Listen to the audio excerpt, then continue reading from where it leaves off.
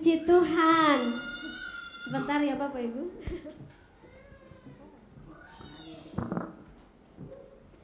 Mari kita kasih tepuk tangan buat Tuhan. Lebih meriah lagi, kasih tepuk tangan buat Tuhan. Puji Tuhan. Bapak Ibu, katong bersyukur hari ini Tuhan sangat luar biasa per katong semua sampai dia bisa memberikan umur panjang, kesehatan, dan katong bisa baku dapat semua. Bapak Ibu, mari sebelum katong mau dengar firman Tuhan, katong mau berdoa Bapak Ibu, adik-adik ya. Sebelum kita mendengar firman Tuhan, mari kita mau berdoa, minta supaya Tuhan akan tolong kita ya. Mari kita berdoa. Tuhan yang baik, kami berdoa untuk firman yang akan kami dengar di pagi hari ini. Di dalam nama Yesus kami berdoa memberkati firman-Mu. Kiranya Tuhan akan menolong kami supaya firman ini akan menjadi firman yang waktu kami dengar, kami tidak akan menjadi orang yang hanya mendengar saja. Tapi lebih daripada itu ya Tuhan, kami akan menjadi pelaku firman-Mu ya Tuhan. Sehingga kami akan disebut sebagai orang-orang yang berbahagia karena kami melakukan firman-Mu. Urapi firman-Mu Tuhan, urapi hamba-Mu sendiri. Datanglah Tuhan dan berbicaralah kepada kami semua, kepada anak-anak, kepada orang tua, kepada kaum muda, kepada kami semua di sini. Tuhan datang dan berbicaralah kepada kami. Di dalam nama Tuhan Yesus Kristus kami berdoa dan menyambut firman-Mu. Haleluya. Amin. Puji Tuhan. Bapak Ibu, saudara yang berkati Tuhan,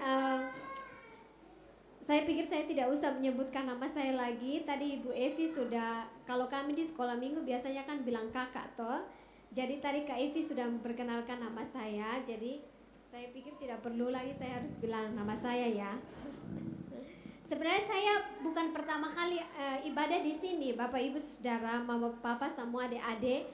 Ini kali tidak tahu mungkin kali keempat atau kelima saya ada di sini beribadah di sini, dan ini kali pertama saya dipercayakan oleh Tuhan melalui Bapak Gembala dan Ibu untuk melayani di pagi hari ini di Harnas Sekolah Minggu. Puji Tuhan. Kita bersyukur ya Bapak Ibu karena Tuhan baik memelihara anak-anak kita sampai mereka bisa ada dan mengikuti Harnas ini. Ini sebenarnya Bapak Ibu ya, mungkin sedikit saya bicara ini kepada kita semua. Harnas Sekolah Minggu itu kenapa harus dilakukan? Karena itu sebagai sebuah perayaan ya, sebuah perayaan, sebenarnya perayaan besar sebenarnya yang dilakukan di gereja lokal masing-masing. Tujuannya apa? Tujuannya untuk membangkitkan semangat sekolah minggu itu kepada anak-anak sendiri dan kepada orang tua. Jadi sebenarnya diharapkan bahwa di dalam Harnas ya, perayaan Harnas di gereja lokal masing-masing itu yang melayani itu semua anak-anak ya, tapi tadi pasti guru-guru yang melayani. Jadi puji Tuhan luar biasa sekali ya anak-anak sekolah minggu di sini. Dan saya merasa sangat dihormati ya, sangat terhormat sekali dengan diberikan kepercayaan ini untuk melayani di sini. Dan kebanyakan Bapak Gembala dan Ibu, guru-guru sekolah minggu yang ada dan jemaat semua yang ada, terima kasih banyak untuk kepercayaan yang diberikan kepada saya pagi hari ini untuk menyampaikan firman Tuhan. Oke, kita mau baca sebuah firman Tuhan Bapak Ibu di dalam Yakobus pasal 1. Bapak Ibu bisa buka Yakobus pasal 1 ayat yang ke-22 sampai dengan ayat yang ke-25.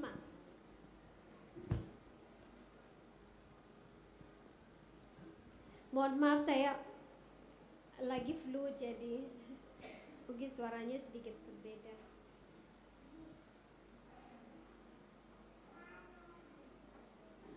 Yakobus pasal 1 ayat 22 sampai 25 yang sudah dapat bilang hore. Belum semua kah? Oke. Saya akan baca bagian firman Tuhan ini dan Bapak Ibu adik-adik semua yang bawa Alkitab bisa melihat dalam Alkitab masing-masing ya. Nanti Kakak Olin baca ya. Yakobus pasal 1 ayatnya yang ke-22 sampai dengan ayat yang ke-25, demikianlah bunyi firman Tuhan. Tetapi hendaklah kamu menjadi pelaku firman dan bukan hanya pendengar saja. Sebab jika tidak demikian, kamu menipu diri sendiri. Ayat 23. Sebab jika seorang hanya mendengar firman saja dan tidak melakukannya, ia adalah seumpama seorang yang sedang mengamat-amati mukanya yang sebenarnya di depan cermin. Baru saja ia memandang dirinya, ia sudah pergi, lalu ia segera lupa bagaimana rupanya. Ayat 25. Tetapi barang siapa meneliti hukum yang sempurna, yaitu hukum yang memerdekakan orang, dan ia bertekun di dalamnya. Jadi bukan hanya mendengar untuk melupakannya. Ini penting. Bukan hanya mendengar untuk melupakannya, tetapi ya, mana tuh?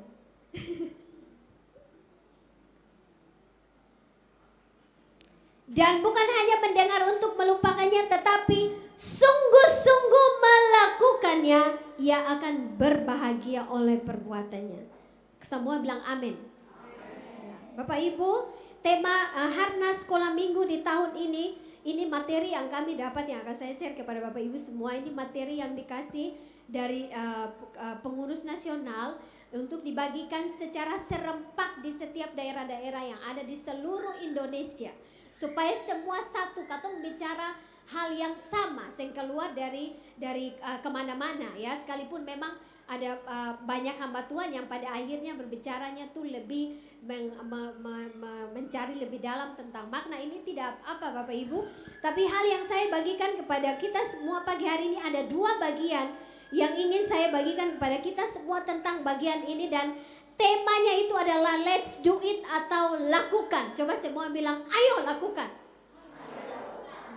Puji Tuhan. Nah, di dalam Yakobus pasal 1 ayat 22 sampai 25 ini berbicara tentang bagaimana Yakobus sendiri sedang menulis surat kepada orang-orang, kepada 12 suku perantauan Bapak Ibu, supaya mereka itu menjadi orang-orang yang tidak hanya percaya saja kepada Yesus atau asal nama percaya saja, tapi hidup sesuai dengan apa yang Tuhan mau Bapak Ibu. Nah, pagi hari ini Kak akan belajar demikian, tapi minta mau cerita dulu Bapak Ibu. Mohon maaf kalau kadang-kadang saya pakai bahasa Ambon ya. Jadi Kak Olin mau cerita dulu. Satu waktu ada satu anak namanya Mary Jones. Dia tinggal di Inggris ya, di Inggris, di kerajaan Inggris di jauh sana, jauh dari kita. Kalau kita ke sana tuh mahal sekali biayanya. Jadi adik-adik dan Bapak Ibu semua, Mary Jones ini itu terjadi pada 200 tahun yang lalu. Dan pada waktu itu Alkitab itu sangat langka sekali, sulit sekali. Orang-orang yang punya Alkitab itu adalah orang-orang yang kaya. Karena waktu itu tuh Alkitab paling mahal sekali. Bapak Ibu dan adik-adik semua yang ada di sini. Jadi Mary Jones ini Bapak Ibu, dia punya tetangga yang cukup kaya. Dan kemudian tetangganya ini punya Alkitab, dan tetangganya suka menceritakan ya, membaca cerita-cerita dari Alkitab itu, dan dia suka mendengar. Karena Mary Jones ini adalah seorang yang miskin, jadi dia tidak bisa beli Alkitab. Ya, ibunya itu adalah seorang petani dan mereka tidak bisa baca sama sekali. Tapi dia sering ke tetangganya dan dia mendengarkan firman Tuhan yang dibacakan oleh tetangganya itu. Ya, lalu dia sangat rasa, aduh, beta harus punya Alkitab nih, beta harus punya Alkitab. Lalu dia bilang pada mama begini, mama, beta mau punya Alkitab mama. Lalu mamanya bilang begini, Mary semungkin Alkitab paling mahal, mama saya sanggup beli par ose, gitu. Mama saya sanggup beli akan parse. Barang akan terlalu mahal. Dan di Katumpung kota ini ada orang yang jual itu Mary. Lalu Mary bilang, sing mama beta mau beli. Lalu apa yang dia bikin adik-adik? Dia kerja selama 6 tahun, dia mengumpulkan uang. Dia kerja dengan apa? Dia piara ayam, telur-telurnya itu dia jual. Dia tanam sayurnya itu dia jual. Lalu setelah 6 tahun dia rasa uangnya sudah cukup, dan dia bilang, mama beta mau beli Alkitab. Lalu mama bilang begini, tapi di Katopung kota ini sih nggak ada orang jual Alkitab, Mary. Saya harus ada jaraknya dari dia punya kampung ke kota yang dia harus beli Alkitab itu adalah 40 km jaraknya. Tapi apakah itu menyurutkan semangat dari si Mary ini, Bapak Ibu, adik-adik semua? Tidak sama sekali. Dia semakin lebih menggebu-gebu. Dia berjalan kaki 40 km untuk pergi membeli Alkitab itu. Sampai di sana dia ketemu dengan satu pastor namanya Pastor Charles, Pendeta Charles. Lalu dia bilang, Pendeta Charles ini, dia pergi Pendeta Charles dan Pendeta Charles bilang, Mary, Alkitabnya sudah habis. Yang ada di sini cuma satu saja, tapi orang sepesan. Lalu Mary cerita, pastor kita perjuangan sekali untuk mau beli Alkitab nih. Kemudian Bapak Ibu, adik-adik semua, ada satu orang yang waktu itu dia sudah pesan, tapi dia yang datang ambil dia Alkitab. Dan Pastor Charles dengan itu langsung dia kasih Alkitab itu kepada Mary. Dan perjuangannya tidak berhenti sampai di situ, Bapak Ibu, adik-adik semua. Tapi Pastor Charles kemudian mengikuti konferensi, macam konferensi begitulah. Mereka untuk lembaga Alkitab, dan di situ dia maju dan dia berbicara bahwa ada banyak orang sebenarnya yang ingin mendengarkan firman Tuhan, tapi sangat terbatas Alkitab pada masa itu. Jadi banyak orang tidak bisa mendengar firman Tuhan dengan baik. Dan dia menceritakan kisah Mary di dalam konferensi itu, Bapak Ibu, saudara-saudara semua. Pada tahun 1008 akhirnya didirikanlah lembaga Alkitab pertama di Inggris, yang kemudian negara-negara yang lain juga mengikuti mendirikan itu, dan termasuk kita Indonesia juga. Dan kita bisa baca Alkitab. Ya. Jadi sekarang Alkitab itu orang tidak perlu beli yang cetak saja, di HP saja itu orang sudah download, itu ada berbagai macam terjemahan di situ. Terjemahan Ambon lah, segala macam terjemahan. Sudah sangat-sangat mudah, Bapak Ibu Saudara yang diberkati Tuhan. Jadi benar-benar kita itu tidak dipersulit sama sekali untuk belajar tentang firman Tuhan. Ya, kita tidak hidup di zaman perjanjian lama bahwa orang-orang harus berbicara, maksudnya membaca Taurat dalam bahasa Ibrani, Bapak Ibu. Kita harus belajar dulu bahasa Ibrani. Saudara kita yang di seberang, mereka harus belajar bahasa Arab dulu baru mereka bisa membaca Al-Quran, Bapak Ibu. Tapi kita, sekarang itu sudah dengan mudah sekali. Tuhan mempermudah melalui teknologi, mempermudah sehingga Alkitab itu di segala penjuru bisa membaca itu, Bapak Ibu. Itu sangat luar biasa, Bapak Ibu, saudara semua yang diberkati Tuhan. Tapi Tuhan tidak mau cukup sampai di situ saja, Bapak Ibu. Tuhan tidak mau kita tuh jadi orang yang cukup baca saja, tapi kita melakukan lebih daripada itu, Bapak Ibu. Sama dengan yang Yakobus bilang pada orang-orang yang ada menuliskan surat ini kepada 12 suku perantauan. Dia bilang kepada mereka, mungkin ada di slide ya kalau bisa ditampilkan. Yakobus ingin supaya orang-orang yang mendengarkan firman Tuhan itu, mereka tidak hanya menjadi orang-orang yang menerimanya secara akal pengetahuan saja. Tetapi Yakobus menuliskan bagian firman Tuhan ini, Bapak Ibu, surat ini supaya itu menjadi satu perenungan di dalam masing-masing orang yang membaca surat ini, kemudian melakukan firman itu dalam mereka punya hidup sehari-hari dalam hal-hal praktis. Jadi kalau Bapak Ibu baca surat Yakobus, Bapak Ibu belajar situ tentang iman tanpa perbuatan adalah mati. Kemudian di situ ya juga Yakobus bicara soal dosa karena lidah. Itu hal-hal yang sangat praktis. Bagaimana kita menerapkan firman Tuhan itu dalam kehidupan kita sehari-hari. Dan Bapak Ibu ingat, dimulai dari anak-anak. Saya pernah dengar satu statement, anak-anak itu adalah peniru ulung. Apa yang Bapak Ibu bicara di rumah, mereka anak copy itu dan mereka bicara di luar. Semua itu dimulai dari kita melatih anak-anak kita untuk melakukan firman Tuhan.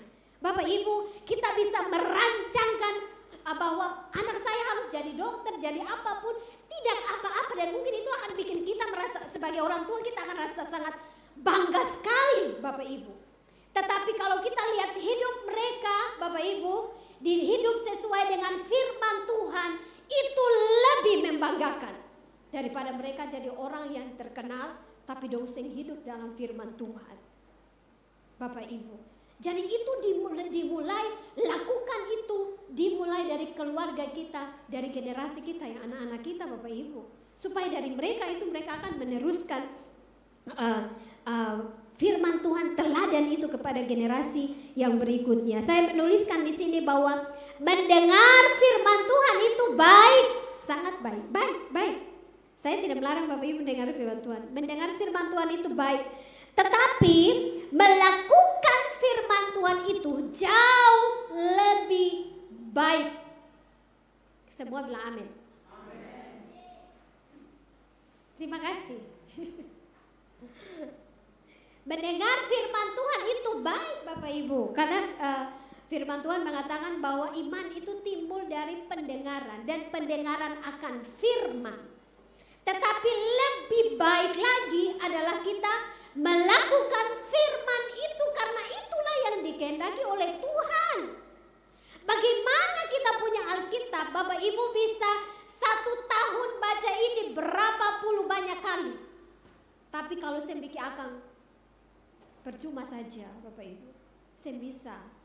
Saya bicara ini bukan cuma untuk Bapak Ibu, tapi untuk saya sendiri. Waktu saya pelajari bagian ini, kami di STEMA ada satu syarat untuk anak-anak wisuda itu adalah dengan harus selesai membaca Alkitab. Karena anak-anak yang sekolah pendeta pun belum tentu mereka itu bisa baca Alkitab semua. Tapi sebenarnya harapannya itu lebih daripada itu adalah mereka tuh hidup di dalam firman itu sendiri Bapak Ibu. Firman itu tinggal di hati kita dan kita tinggal di dalam firman Tuhan itu, sehingga di dalam Yohanes dikatakan bahwa sehingga kamu berbuat dan apa saja yang kamu perbuat, yang kamu minta itu Tuhan akan menjawabnya. Karena kamu tinggal di dalam firman dan firman tinggal di dalam kamu. Itu berarti bahwa kita melakukan firman Tuhan itu Bapak Ibu yang diberkati Tuhan. Ada 2 hal yang akan kita belajar bersama-sama dari bagian firman Tuhan ini dari yang tadi saya bacakan. Yang pertama Bapak Ibu, kenapa kita harus melakukan firman Bapak Ibu? Yang pertama, melakukan firman itu adalah bukti bahwa kita adalah orang-orang yang berani tampil beda. Amin. Ya. Melakukan firman Tuhan itu adalah bukti bahwa kita adalah orang-orang yang berani tampil beda. Kenapa saya bilang ini Bapak Ibu? Karena kita tidak akan melupakan kita punya diri sendiri, betul toh? Ya.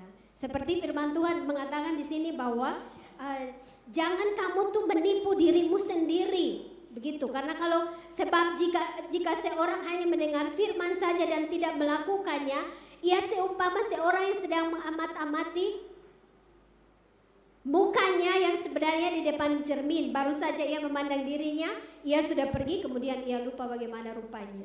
Baru habis lihat muka di cermin, mulai lupa, tadi beta hidung tuh di sebelah mana beta mata tuh akan tadi di sebelah mana begitu. Ya. Firman Tuhan itu cermin bagi Bapak Ibu dan saudara-saudara dan saya. Cermin supaya bagaimana Bapak Ibu? Kita menjadi orang-orang yang berani tampil beda. Bukti bahwa kita melakukan firman Tuhan. Melakukan firman Tuhan adalah bukti bahwa kita adalah orang-orang yang berani tampil beda. Tampil beda dalam cara hidup kita. Ya, sekalipun di dalam perkembangan dunia ini ada banyak sekali banyak sekali orang-orang yang berbuat jahat, tapi kita tidak akan hidup seperti itu. Amin. Kenapa? Karena kita berbeda. Kita tampil, apa yang membuat kita tampil beda? Firman yang ada di dalam hati kita, Bapak Ibu. Itu yang membuat kita tampil beda. Bukan karena kita tampil beda karena pakaian kita atau tas kita yang mahal atau apa lagi. Kita punya mobil, kita punya rumah yang bagus, punya pekerjaan yang bagus, lalu kita merasa kita tampil beda. Tidak Bapak Ibu, tapi kita tampil beda dari cara hidup kita. Kehidupan kita itu berpadanan kepada firman itu sendiri. Ya, firman itu menjadi cermin bagi Bapak Ibu Saudara dan saya. Ya. Dan cara hidup seperti ini Bapak Ibu menunjukkan bahwa kita adalah orang-orang yang sudah bertobat. Bapak Ibu, cara hidup yang tampil beda itu menunjukkan bahwa kita adalah orang-orang yang sudah bertobat. Kalau katong bilang katong beta dari gereja pertobatan, itu dapat tahu dari mana? Subaptis Selam, bahasa roh, tepuk tangan, nyanyi tepuk tangan, sekalipun memang ada gereja yang lain juga yang tepuk tangan. Nanti orang langsung bilang dia dari gereja pertobatan. Tapi pertobatan sesungguhnya itu adalah hidup di dalam firman itu sendiri, Bapak Ibu. Itu adalah pertobatan yang sesungguhnya. Pertobatan dimulai dari melakukan firman.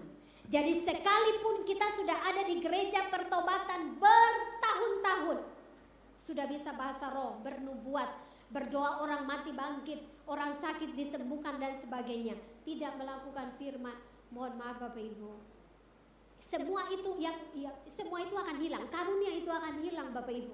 Tapi kasih yang kita lakukan dalam hidup kita sehari itu yang tinggal tetap. Firman Tuhan bilang di Korintus, Bapak Ibu, katong saya akan bawa mati, nubuat, bahasa roh, semua itu akan, bukan berarti saya bilang berarti kita tidak boleh berbahasa roh, bernubuat. Tidak, itu karunia yang Tuhan beri kepada Bapak Ibu Saudara-saudara dan saya, dan kita perlu minta itu untuk memperlengkapi satu sama yang lain di dalam gereja-gereja. Tetapi jauh lebih daripada itu, praktek kasih itulah yang paling nyata Bapak Ibu. Supaya kita di lingkungan kita menjadi orang yang berbeda. Kita tidak menjadi serupa dengan dunia ini, tapi kita menjadi segambar dengan Tuhan dimanapun kita berada. Bapak Ibu Saudara yang diberkati Tuhan, melakukan firman Tuhan akan mengakibatkan pertobatan yang terjadi terus menerus. Jadi kalau kita melakukan firman, kita sedang terus menerus bertobat. Kita sedang terus menerus bertobat, tidak stop Bapak Ibu. Dan itu dimulai dari katong ajar, katong pu anak-anak dong nih yang ada di rumah. Katong manusia yang masih hidup di dunia, dan katong ini daging Bapak Ibu. Tetapi firman Tuhan bilang, ayo berjuang, lakukan itu terus menerus, sekalipun mungkin gagal lagi, lakukan lagi. Itulah pertobatan Bapak Ibu. Melakukan firman Tuhan itu akan menolong kita untuk bertobat terus menerus ya Bapak Ibu. Pertobatan yang sesungguhnya adalah melakukan firman Tuhan. Jadi Bapak Ibu Saudara semua yang diberkati Tuhan, saya sampai hari ini pun ya sebagai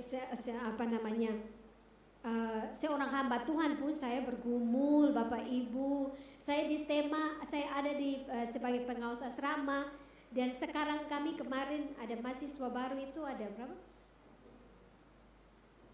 12 orang yang sudah terdaftar.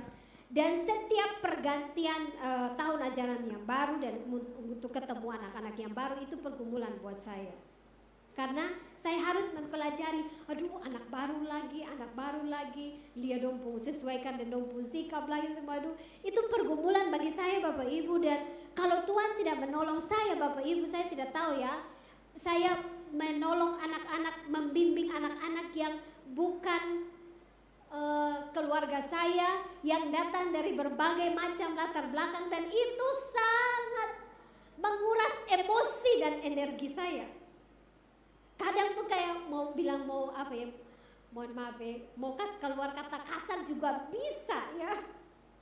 Tapi itulah Tuhan tolong supaya kita tuh bisa sebagai orang yang Tuhan percayakan Bapak Ibu, sebagai orang tua, sebagai guru sekolah minggu di sini, dalam keadaan apapun kita berdoa supaya Tuhan kasih saya hati yang kuat untuk bisa melakukan firman-Mu. Amin. Bagian yang kedua Bapak Ibu, melakukan firman Tuhan adalah bukti bahwa kita adalah orang-orang merdeka. Amin. Kalau tadi yang pertama tuh bukti bahwa kita adalah orang-orang yang berani tampil beda. Yang kedua, kita adalah, kalau kita melakukan firman Tuhan, bukti bahwa kita adalah orang-orang merdeka, Bapak Ibu. Merdeka dari apa? Merdeka dari dosa. Dosa yang memperhamba kita, Bapak Ibu. Jadi, melakukan firman akan membawa kita kepada pertobatan, dan pertobatan itu akan membawa kita kepada kemerdekaan di dalam Kristus. Sehingga waktu kita melakukan firman Tuhan, Bapak Ibu, wah, kita tidak akan rasa bersalah, kita tidak akan merasa tertuduh. Ay, tadi saya sudah bikin ini, kemarin kita baru bikin ini. Tidak, Bapak Ibu, tapi kalau kita ada Tuhan di dalam kita dan kita melakukan firman Tuhan itu dan Tuhan menolong kita sehingga kita sudah bertobat, kita akan menjadi orang yang merdeka, bebas melakukan firman Tuhan tanpa kita pikir, maksudnya apakah saya akan ditolak, apakah saya akan tidak diterima dan sebagainya. Pasti kita akan menerima semua itu, Bapak Ibu, menerima konsekuensi. Karena melakukan firman Tuhan pasti ada konsekuensinya. Ada orang yang suka, ada orang yang saya suka. Orang bilang, "Hi, so suci lah." Saya melayani di KKA, di KKA-nya Bapak Agus. Kemudian di situ kan anak-anak muda ya. Jadi waktu kami sharing, waktu itu kami bicara soal kasih Tuhan bagaimana begitu, melalui sesama begitu kalau saya tidak salah. Kemudian tanyalah pendapat mereka untuk sharing tentang bagian itu, dan dia bilang, dia sampai menangis ya. Dia anak muda yang sedang berjuang di tengah, dia kos, dan dia sedang berjuang untuk hidup benar dengan Tuhan. Tapi waktu dia mulai berjuang dengan itu, teman-temannya mulai bilang pada dia, kata, "Ih, si paling so suci," begitu. So alim lah, begitu. Kalau dia mau baca Alkitab, kadang-kadang dia tuh rasa malu. Malu karena teman-temannya itu bilang dia so suci, begitu, Bapak Ibu. Dan ya memang waktu dia cerita, Bapak Ibu, dia bilang bahwa teman-temannya itu tahu dia punya segala yang baik yang dia bikin.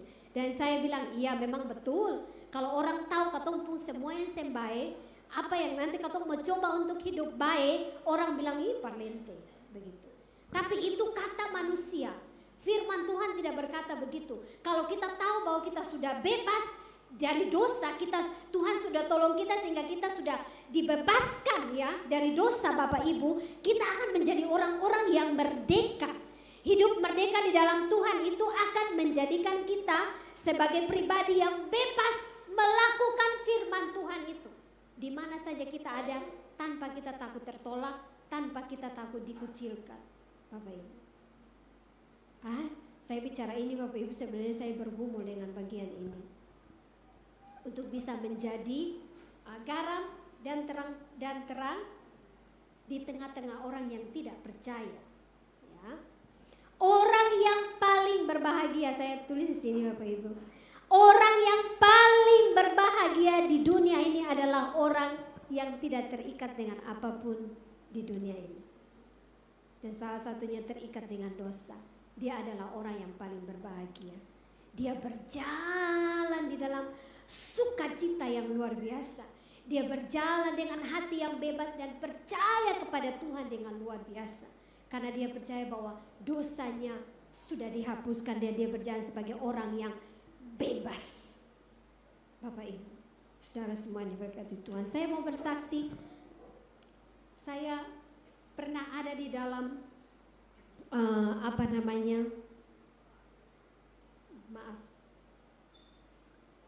pernah ada di dalam pengalaman berhutang. Lalu Bapak Ibu, waktu itu saya cukup berat karena awalnya itu saya sebelum datang ke Ambon, saya pelayanan 2 tahun di Jayapura.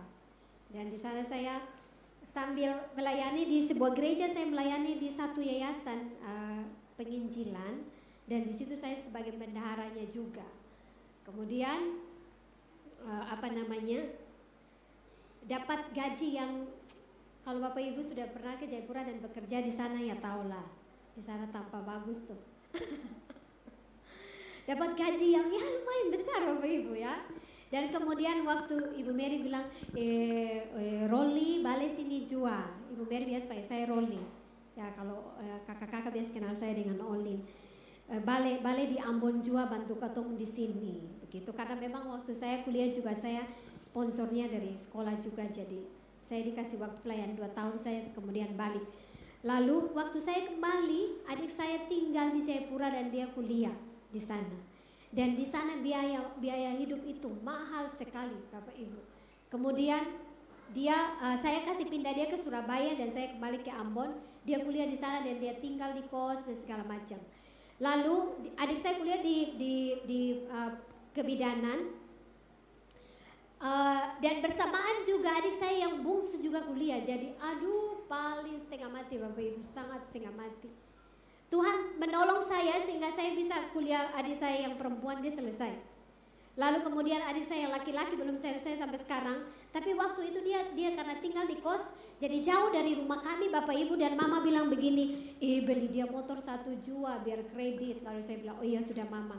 Jadi kami ambil dia motor 1. Saya kasih sekolah dia, kredit motor Bapak Ibu. Kemudian ada sesuatu hal yang terjadi, saya pinjam uang di koperasi. Ya, saya pinjam uang di koperasi dan itu Bapak Ibu mengikat saya dengan luar biasa. Hutang itu. Setiap kali saya dapat uang itu selalu langsung tutup lubang. Sehingga apa-apa. Sampai perpuluhan pun saya tidak kasih. Saya cerita ini kepada Bapak Ibu. Saya sangat menderita pada waktu itu Bapak Ibu. Lalu Bapak Ibu, Tuhan tolong saya, Tuhan tolong dengan luar biasa sampai pada akhirnya semua selesai. Motor selesai, adik saya sekarang sedang susun skripsi dan puji Tuhan dalam tahun ini akan diwisuda.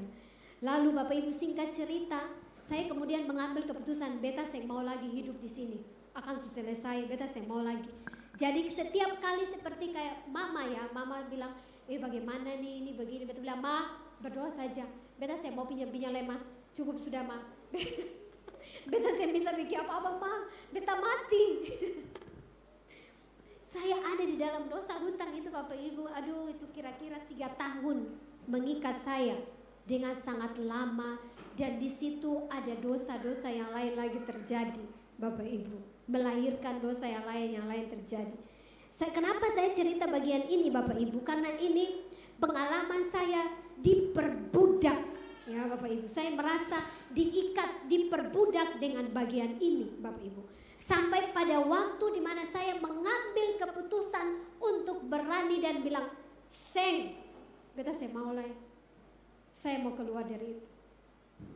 Dan Tuhan tolong saya sampai hari ini Bapak Ibu. Tuhan tolong saya sampai hari ini dan saya tidak berhutang. Ya.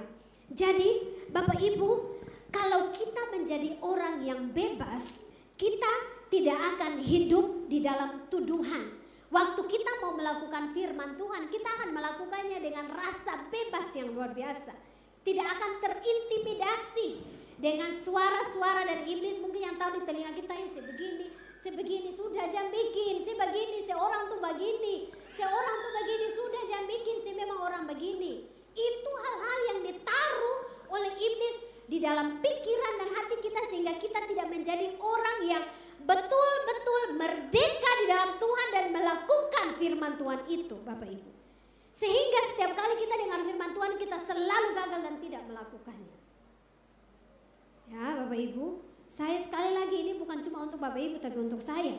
Saya menuliskan di sini seseorang yang tidak bisa menjadi pelaku firman Tuhan. Seseorang tidak bisa menjadi pelaku firman Tuhan jika hidupnya masih terjajah dengan dosa. Mari kita lihat dalam ayat yang ke-21. Di situ firman Tuhan mengatakan bahwa sebab itu buanglah segala sesuatu yang apa? Kotor dan kejahatan yang begitu banyak itu. Kenapa harus dibuang?